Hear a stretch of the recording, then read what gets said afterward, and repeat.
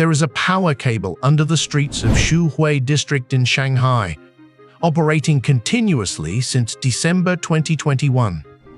It is 1.2 kilometers long. It carries 35 kilovolts and 2,200 amperes of electrical current. It has not had a single fault in over 2 years of continuous operation, and it operates at -196 degrees Celsius.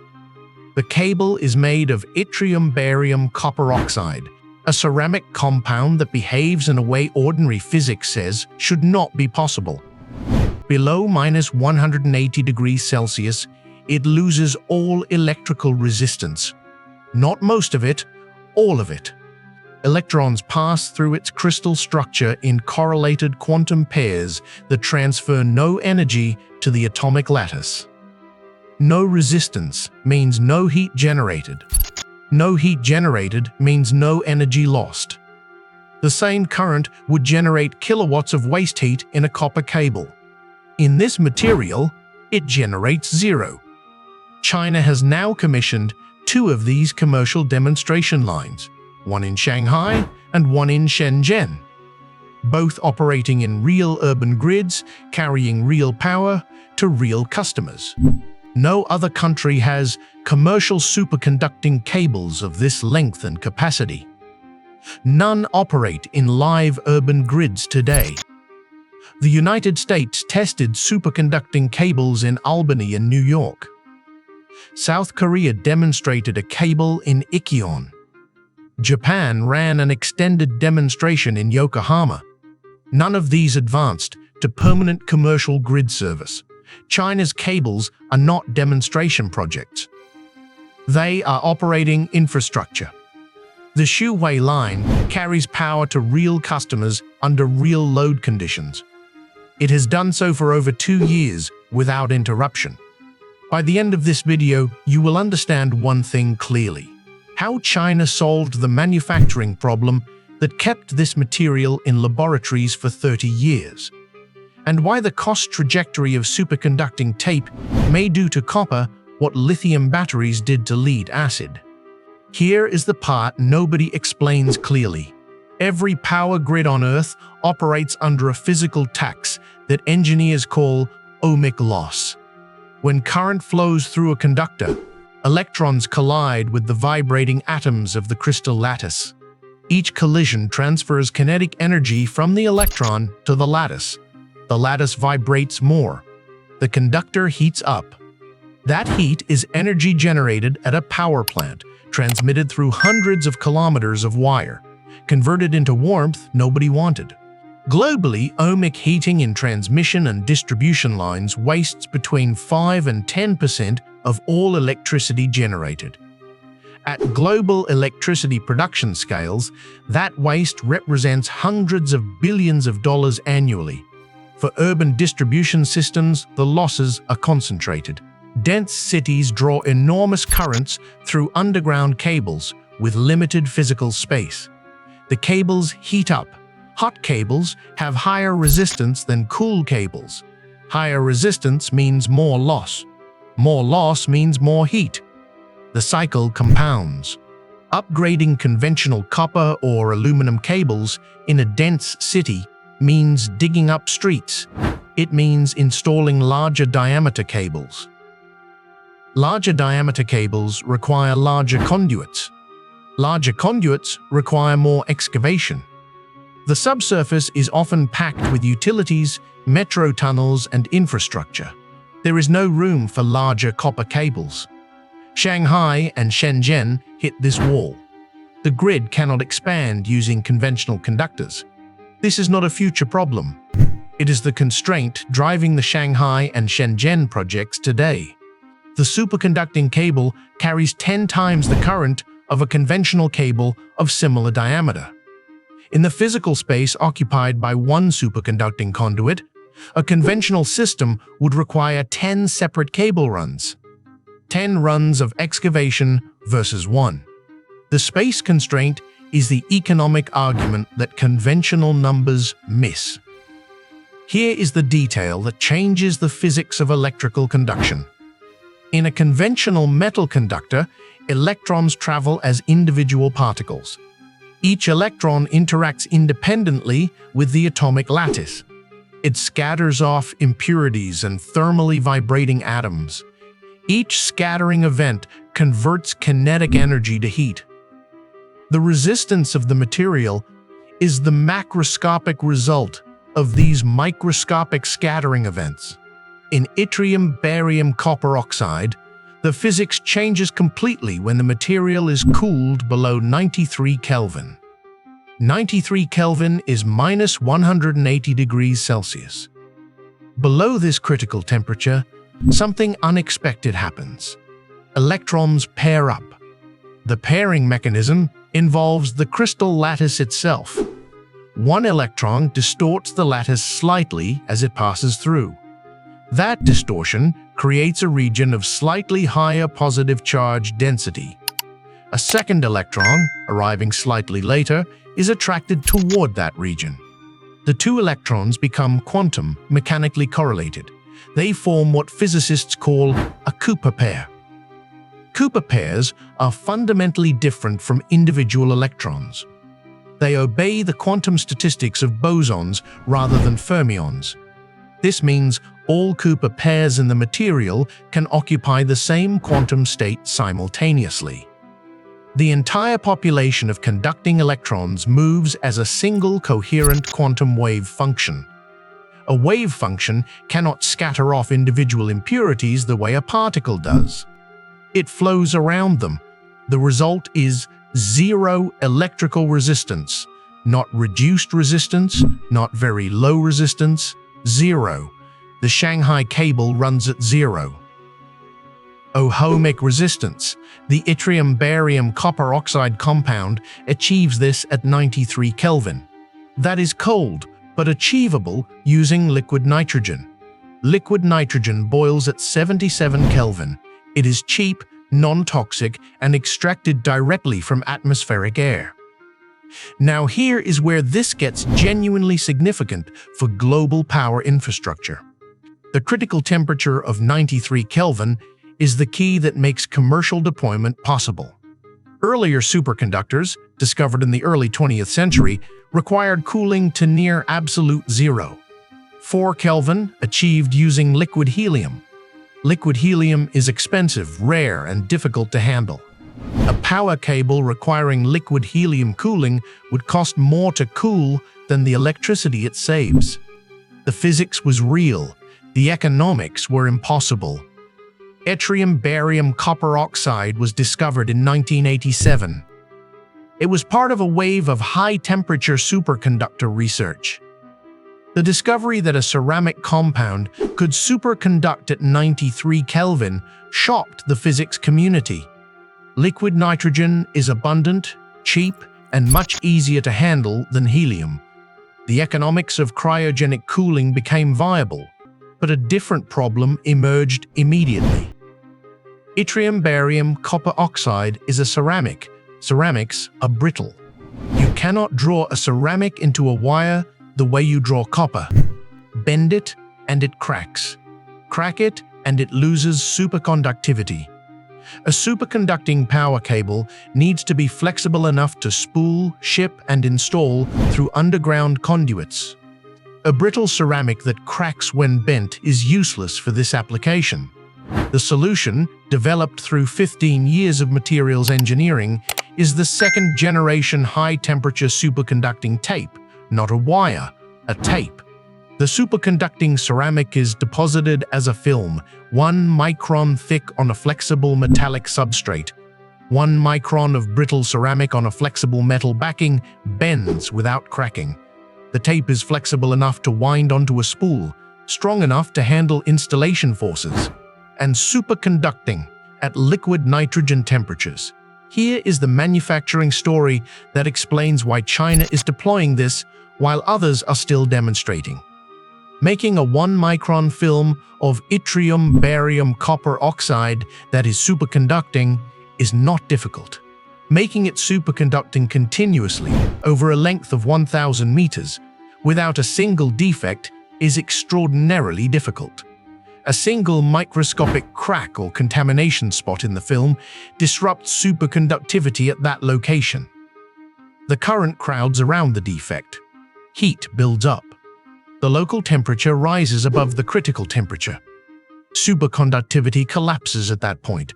The current spikes. The tape fails. One defect per kilometer destroys the performance of the entire length. For 20 years after the tape architecture was developed, manufacturing yields stayed too low. They could not support commercial cable production. Laboratories could make tape in short lengths with high quality.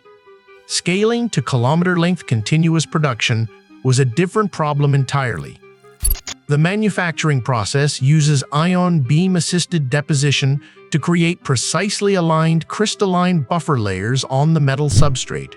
The alignment of these buffer layers determines whether the subsequent superconducting film grows with the correct crystalline orientation. Incorrect orientation means reduced or absent superconductivity. Ion beam assisted deposition requires precise control of beam angle, energy, and substrate temperature across the entire tape length, moving through vacuum at meters per minute. Chinese manufacturers, primarily Shanghai Superconductor Technology and affiliated companies, invested heavily in automation. They scaled these reel-to-reel vacuum deposition systems. The result was a dramatic increase in production speed and a dramatic reduction in defect rates. Tape production scaled from meters per day in laboratory settings. Industrial facilities now produce thousands of kilometers per year. Tape cost fell from over $200 per kiloampere meter in the mid-2000s to around $30 to $35 by 2025, representing a tenfold reduction in 2 decades. Still more expensive than copper on a raw material basis. But the comparison changes when you account for what the tape enables. Here is the honest part of this story that the zero-loss framing gets wrong. The Shanghai cable does not transmit electricity at zero energy cost. It transmits electricity at zero ohmic resistance cost. These are different things. The cable must hold minus 196 degrees Celsius. It holds that temperature along its entire length. Maintaining that temperature requires 3 refrigerators and 2 liquid nitrogen circulation pumps operating continuously. Those refrigerators and pumps consume electricity. The paper documents 2 years of continuous, successful operation. It describes a cooling system that requires ongoing electrical input. The net energy efficiency of the superconducting system, including cooling energy, is substantially better than copper. The elimination of ohmic loss more than compensates for the cooling energy input. But the title claiming zero electricity loss is not accurate. The honest claim is significantly lower total system loss than conventional copper. The cost numbers also require context. At $30 to $35 per kiloampere meter, superconducting tape is competitive in dense urban installation. In those environments, the space savings, the reduced excavation, and the higher current density make superconducting cables cost-effective. In rural or suburban environments with available right-of-way and lower current density requirements, conventional cables remain cheaper. The technology is not a universal replacement for copper. It is a solution for specific, high-density, space-constrained applications where conventional cables cannot be scaled further. Urban core power distribution. Data center. Power delivery. Underground transit corridor power supply. These are the applications where the economics work today. Long-distance transmission remains the domain of conventional ultra-high voltage direct current lines. Here is the cryogenic engineering story that makes commercial deployment possible. The fundamental challenge of a kilometer-scale superconducting cable is not the superconductor. It is keeping the superconductor cold while carrying 2,200 amperes of current, while surrounded by ground at ambient temperature. while the surface temperature outside the cable varies with seasons, groundwater, and nearby heat sources. The engineering solution is the cryostat, a corrugated stainless steel conduit with a double-wall vacuum jacket. The inner wall is in contact with liquid nitrogen at cryogenic temperature. The outer wall is at ambient ground temperature. Between the two walls is a vacuum. Vacuum is the best thermal insulator that exists. Heat transfer through a vacuum occurs only by radiation, not by conduction or convection. The radiation heat load on a well-designed cryostat is small. The liquid nitrogen circulates through the inner conduit continuously, absorbing whatever heat leaks through the vacuum jacket. Keeping a kilometer of cable at -196 degrees is hard enough. Doing it under a busy city sounds like an engineering nightmare. Here is how they built a cryostat that never leaks heat. The warmed nitrogen returns to the refrigeration station where it is cooled back to operating temperature and recirculated. The 2-year operating record from Shanghai demonstrates that this engineering solution is reliable. 3 refrigerators maintained continuous operation without a single fault over 24 months of commercial grid service. This operational reliability was the key milestone that demonstration projects exist to prove. Not that the superconductor works, that the complete system operates reliably in real urban grid conditions. Cryogenics, monitoring, protection systems, and grid integration all included. Shanghai proved it works. Shenzhen confirmed it. The question now is cost reduction and scale. And scale in China's energy infrastructure is not a gradual market process. It is a planned procurement cascade. When the National Grid Authority validates a technology through commercial demonstration, the next step is a procurement target. Procurement targets drive manufacturing investment. Manufacturing investment drives cost reduction. Cost reduction expands the range of applications where the technology is competitive. Expanded applications generate more procurement. The cycle runs faster in China than anywhere else. Reliability was the unknown that prevented commercial adoption for 20 years. No utility would invest in a technology that might fail in ways that disrupted grid service. 2 years of continuous fault-free operation in a commercial urban grid is real evidence. It is what utility procurement decisions require. The Shenzhen installation confirmed the Shanghai result in a different urban environment. 2 installations, 2 successful operating records. The reliability question is answered. The cost question is the remaining barrier to broader deployment. And the cost question in China is answered through a different mechanism than in Western markets. China does not wait for the market to pull costs down through competition. It pushes costs down through mandated volume. The manufacturing economics of superconducting tape follow the same curve as solar panels and lithium batteries. High initial cost, limited production, limited deployment. Then a decision to deploy at scale. Then volume drives manufacturing optimization. Then cost falls faster than the market expected. Then the application range expands. Then the volume increases further. The cycle is already running in superconducting tape production in China. The question is how far along the curve it is.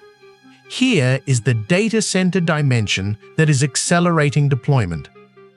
Artificial intelligence training facilities draw power at densities that legacy distribution infrastructure was not designed to handle. A single building housing high-density computing can require hundreds of megawatts of continuous supply. Delivering hundreds of megawatts underground to a single urban building is hard. It requires excavating large corridors for parallel cable runs. The heat generated by those cables during peak load creates thermal management problems for adjacent infrastructure.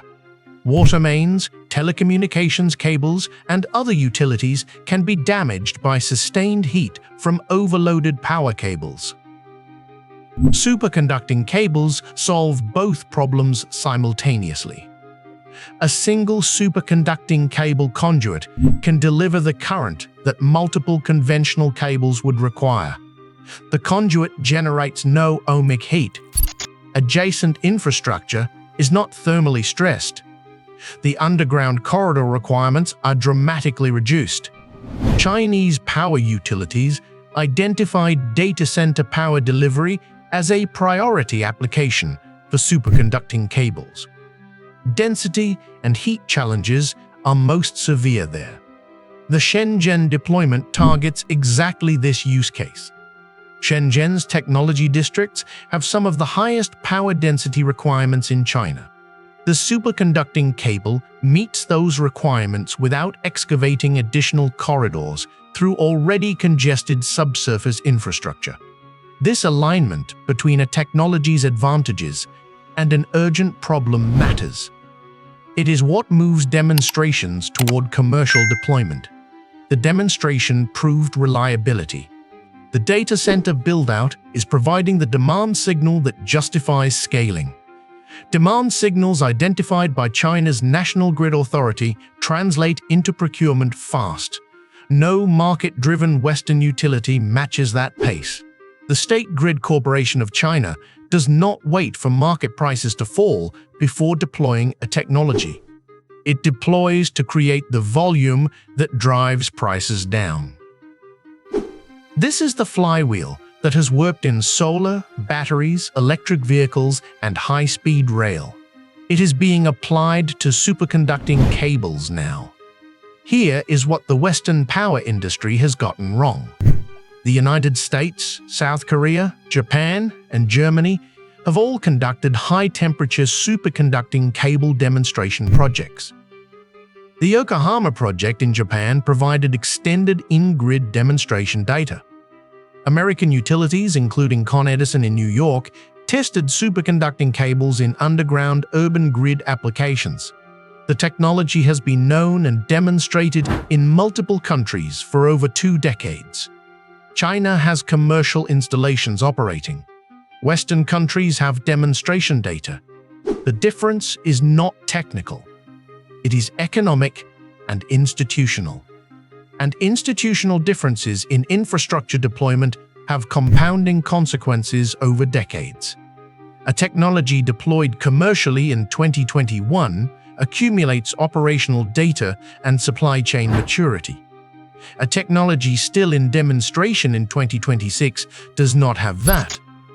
China's 5-year head start in commercial deployment means 5 years of knowledge no laboratory research can substitute. Western utilities operate under regulatory frameworks that require demonstrated cost competitiveness before commercial deployment. Superconducting cable systems still cost more per meter than conventional cables in most applications. Western utility financial structures do not reward long-term grid benefits if the upfront cost is higher. China's State Grid Corporation operates under different procurement logic. When the National Grid Authority identifies a technology that solves a real bottleneck, it acts. It funds demonstration at commercial scale. The Shanghai project was funded directly by State Grid Corporation science and technology budget. The procurement decision was made to learn from commercial operation. It was not made to wait until market economics made it obvious. The same logic drove early deployment of ultra-high voltage transmission lines, electric vehicle charging, and high-speed rail. Deploy at scale. Learn from operation. Reduce cost through volume. Wait for the rest of the world to study the data. Here is the full picture. Conventional power cables lose 5 to 10% of all electricity transmitted through ohmic heating. Globally, that waste costs hundreds of billions annually in electricity that reaches no useful load. Yttrium barium copper oxide, cooled below 93 Kelvin using liquid nitrogen, transmits electricity at 0 ohmic resistance, not reduced resistance. 0. China deployed the world's first commercial kilometer-scale superconducting cable in Shanghai's Shuihui district. That happened in December 2021. 1.2 kilometers long, 35 kilovolts, 2,200 amperes. 2 years of continuous operation without fault. A second commercial installation followed in Shenzhen. No other country has commercial superconducting power cables of comparable scale operating in live urban grids. Manufacturing cost has fallen from over $200 per kiloampere meter to around $30 to $35. The cooling energy required by the cryogenic system represents a small fraction of the ohmic energy saved. The technology is not a universal copper replacement today. It is a cost-effective solution for high-density urban power delivery where conventional cables cannot be scaled. Data center power supply, urban distribution upgrades, and underground corridor constraints are the applications driving deployment now. The manufacturing scale and cost trajectory suggest broader applications within this decade. Subscribe if you want to follow where this leads, and leave your answer in the comments. Superconducting cable may reach cost parity with copper by 2030. What happens to every power grid built after that? China will have a decade of commercial operating data. Western utilities will be deciding whether to begin pilot projects. The physics is solved. The engineering is demonstrated. The manufacturing is scaling. The cost is falling. The demand is growing. The only remaining question is the speed of the transition. And in China, speed is determined by the procurement calendar of the State Grid Corporation, not by the market.